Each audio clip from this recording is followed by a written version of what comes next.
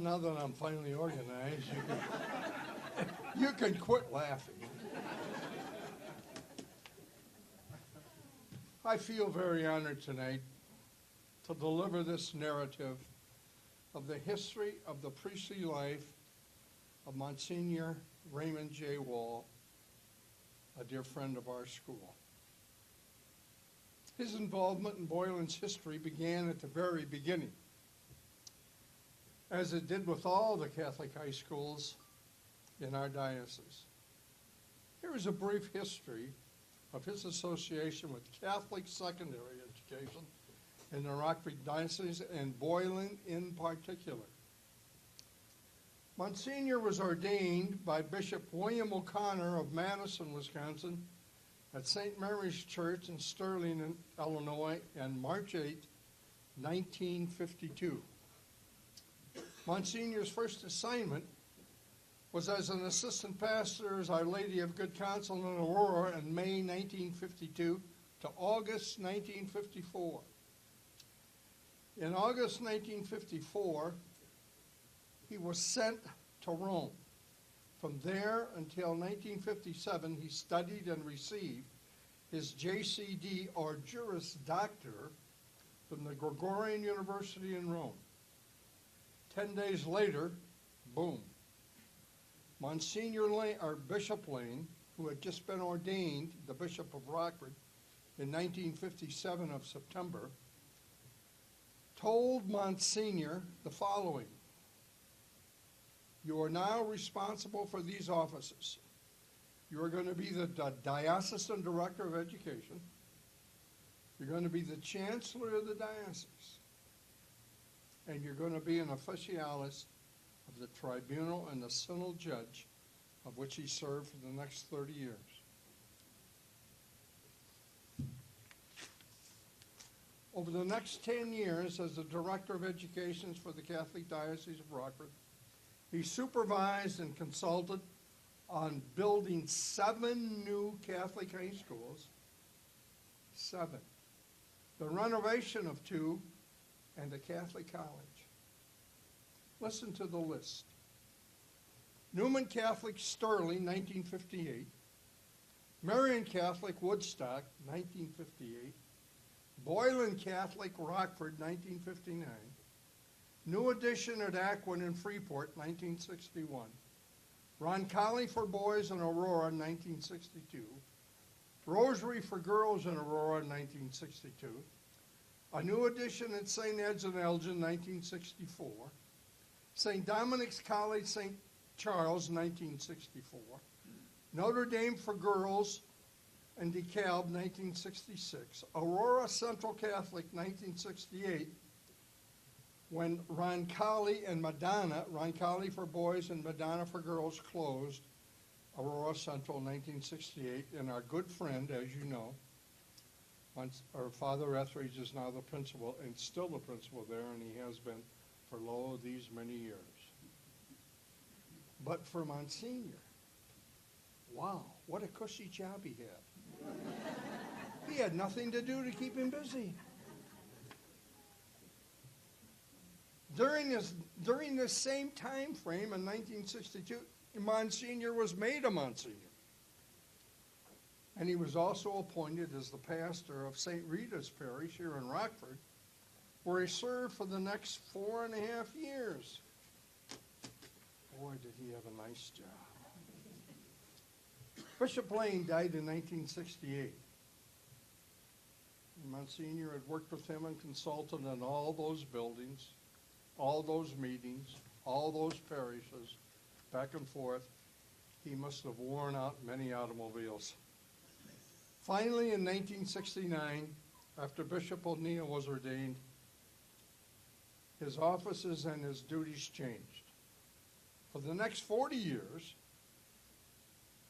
Bishop O'Neill and Bishop Dorn sent him around the diocese to be pastor at 6 different parishes, the last being at St. Ed's here in Rockford.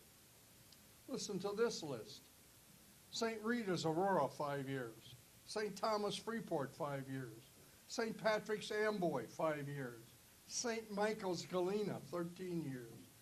St. John's, Hanover, 2 years. St. Edward's, Rockford, his last assignment, 10 years, a total of 40 more years. Let me review his involvement with Boylan and our staff. In 1957-58, he found and bought the land that Boylan now sits on, including this property, these 8 acres here all the way to Main Street. In 1959 and 1960, he worked with Ray Scandroli and Scandroli Construction to build our high school, Boylan Catholic. During this same time frame in 62 from 66, he was pastor at St. Rita's. He was appointed by Bishop O'Neill to be pastor at St. Rita's and served on our school board for 4.5 years. Then he was sent out of our area across our diocese. From 1996 to 2005, his final active time as a priest and a pastor was spent here at St. Edward's down on 11th Street for the last 10 years of his service to our diocese. But people don't know the hidden part about his life, about what he did behind the scenes. And I'll tell you a little bit. In 1992, when the new Arts and Science addition at the school was built, Monsignor was the first to step up to help fund it. The school originally cost $3.5 million. The addition cost $3.5 million. Incredible, isn't it? After all those years, how time passes and expenses rise. Well, he was the first again. In 2002, when we built a new band room, Monsignor again walked into Sister's office. I happened to be sitting there with Sister. We were having a meeting when there was a knock on the door, and he said, "Can I talk to you about bands?" And we said, "Oh, Monsignor, come right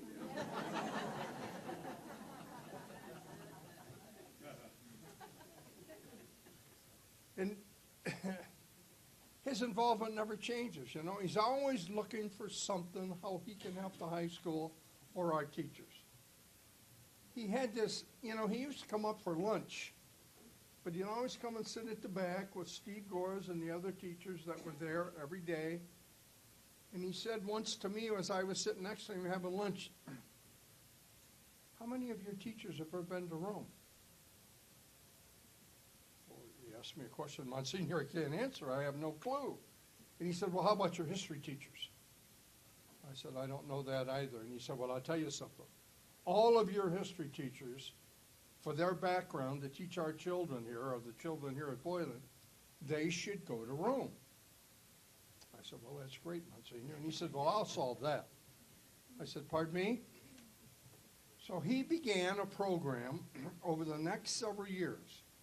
Now, this is 2002. He felt that our teachers, especially the history teachers, should take a trip to Rome, which he would fund the airfare and the hotels. So he took all the teachers that taught history and their spouses and our religion teachers who taught world history. That was the first trip in 2003. In 2004, he offered the same opportunity to other teachers that didn't teach history.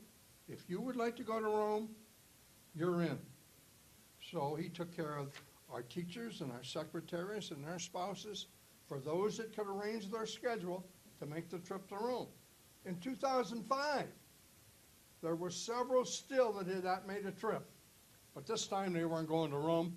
Monsignor was going back. God bless him, to Ireland. The final group he took to Ireland in 2005, their teachers and spouses, same conditions. I'll pay for the airfare and I'll pay for the hotel to give you an opportunity of a lifetime. In 2009, when the Present Image campaign began for our new health and fitness center, Monsignor again was the first to step forward to say, "How can I help? Let me make a donation." There is nothing that has happened at Boylan since 1957 or these last 57 years that Monsignor has not been part of. He has served, if you will, as the father of our Boylan family, as a mentor, as a friend, and a very generous benefactor. Boylan certainly has been blessed to have him as an advocate for all these years. It is with a great deal of pride and humility that we confer Monsignor Raymond J. Wahl as the Honorary Boylan Alumnus of 2014.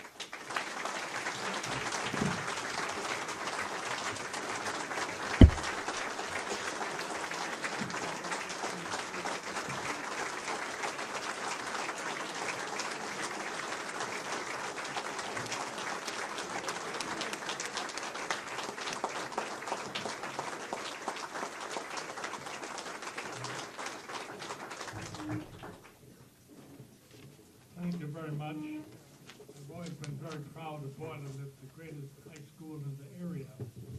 We're very proud of Boylan and the students here, and very proud of them.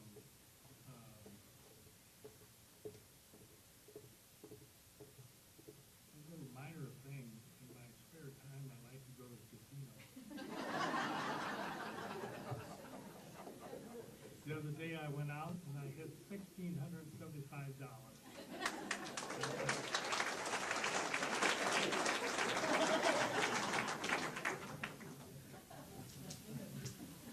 I didn't announce this because I didn't know if you wanted to share it. But Monsignor loves to go to the boat.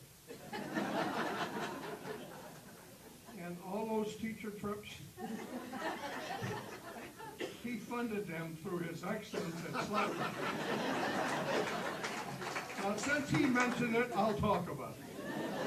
But can you imagine how hard he had to work for 3 years to take care of all those teachers and their spouses to get them to Rome and Ireland? Ah, God bless him.